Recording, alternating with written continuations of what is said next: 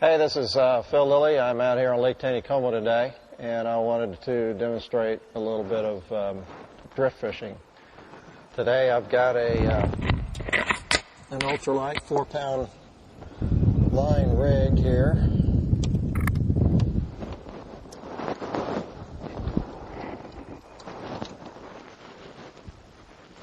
Got a swivel on a drift rig, commonly sold at most bait shops. Got also a 4-pound line. This one has a small 1/8 ounce bell weight and a number 8 bronze hook. And I'm just below what used to be Sun Valley Resort, just above Lilley's Landing Resort. I've set the boat in the middle of the lake. I don't want to be off on the sides where all the wood and the trees are to get snagged. And I'm going to use one of each, a white and an orange Gulp Power Egg.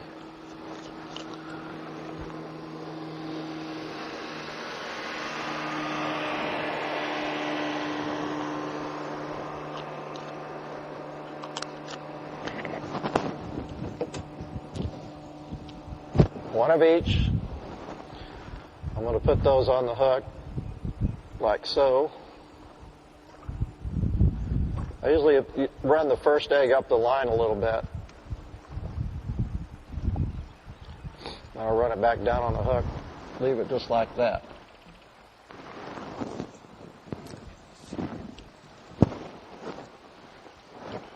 So you can see I got the boat even in the perpendicular in the current here. And I want to throw it out upstream towards the dam. And what I want that to do, they're running 2 units a little bit ago, and they're kicking it back. They're going to shut it off here in a little bit, so the current's slowing down. So I want to start with the smallest weight that I have, that little 1/8 ounce. And right now that's about perfect. I want that just bumping the bottom, just like it is. You can see my rod tip. Nice even bump. It's a gravel bottom.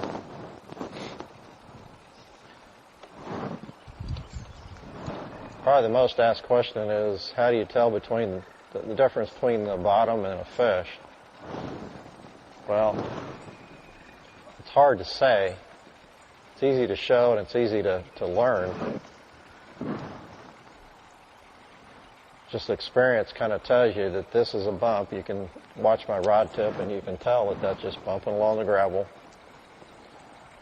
The fish will actually bump it, but he'll hold on to it so your rod tip will gently pull down. So it's just a little bit different feel. I keep my rod tip high for a reason. Number one, I can feel a lot better. I can feel that rod tip. I can feel the weight on the bottom. And I can see it a lot better. I go by feel and feel both.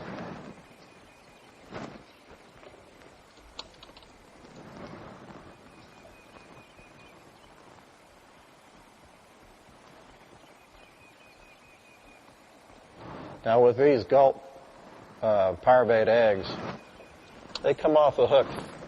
Now, see, that was the bottom. Little grab and pull. Now, that's a fish. That was a fish because he pulled it and bumped at the same time. Dog knows I have a fish. I may regret bringing the dog with me here on this little filming trip.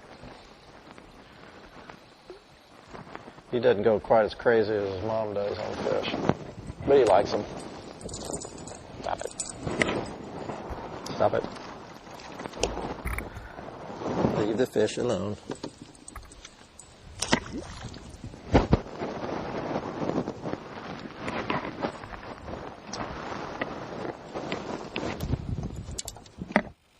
Now, we usually, all of our guides and most of the people that fish We fish with usually one white egg and one colored egg.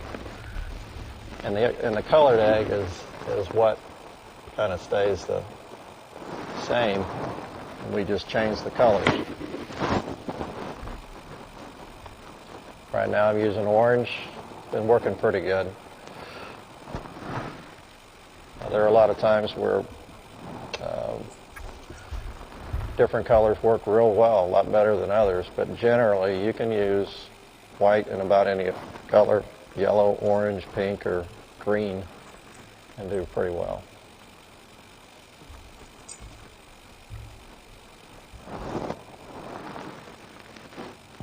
Again, keep your rod high so you can see that bite.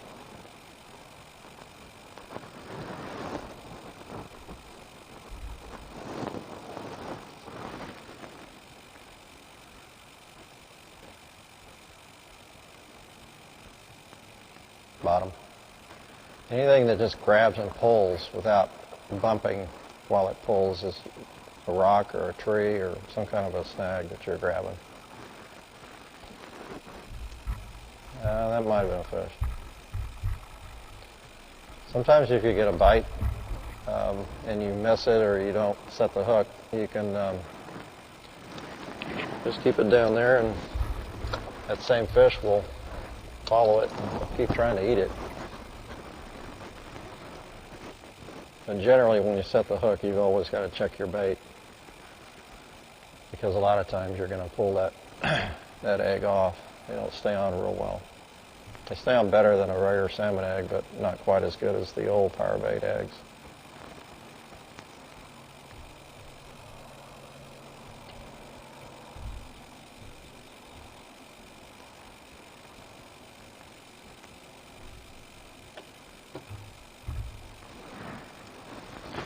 And occasionally you reel it in and check your bait just to make sure one didn't get pulled off. A lot of times when the water gets real slow, it's really slowing down on me now, is I will take this weight, pop it off, and then I'll make a knot in the line. And I'll make it out, right out towards the end of the line like that.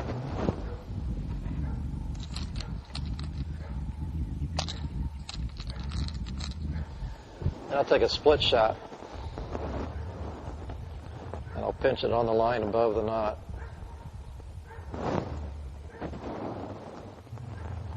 Slide it down on the knot so it won't slide off the end of the line. And that way now I have a split shot on there. It's a lot less weight, which I need for this current. I'm up here above Short Creek and the water's still moving pretty good up here. I was just down below. It really slowed down. It's deeper and a little wider down there, and it's right here. It's a lot shallower and a little bit more narrow. So my little split shot is getting to the bottom, and it's taking okay. But on these eggs, you don't want to wait at all to set the hook on these fish. If you're getting a bite, the hook's in their mouth. Whereas a night crawler is a little different. In drifting, and if you watch my rod tip, it's doing a lot of grabbing and letting go. You actually have time. You can wait a second or so, which is a long time, to decide whether that's a fish or not. Every time you get a little tap or a little grab, you don't have to immediately set the hook. Like right there, that's a fish. And I missed him. But that, you could tell, the rod tip, the fish grabbed it, and he didn't let go. He grabbed it, but he was kind of swimming towards me. And my rod tip, instead of bouncing back after you get a bite, or after you get cut on the bottom, it didn't. It just kind of held there. So I knew it was a fish. But like I said, you can pause just a little bit. You don't want to pause too much, but you want to make sure that's a fish before you set it. And just take your time. Don't get in a big hurry. The other thing on the hook set, it's got to be hard. You can't use a monofilament line. There's a lot of stretch in the line, and you've got to set it pretty hard, and you got to set it quite a ways back. You just can't pop it with your rod tip and expect to get that hook in its mouth. You need to really set that hook hard. Fish. There we go.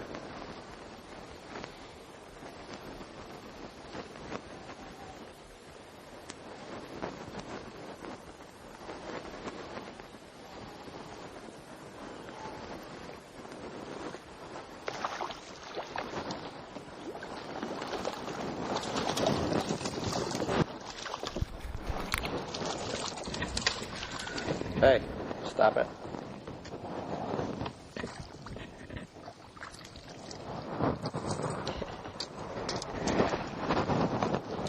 Actually, a pretty nice little rainbow.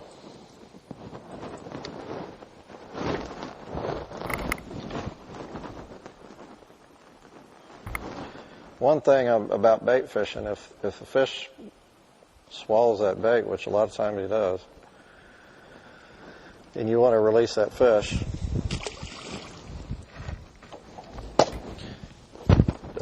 don't even touch the fish. Just snip the line as close to the mouth as you can. Just cut the line and let the fish drop back in the water. That hook will dissolve in that fish's mouth over a period of time. And I'm not saying it won't kill it, I'm just saying that's the best thing you can do for that fish. The mortality rate for fish,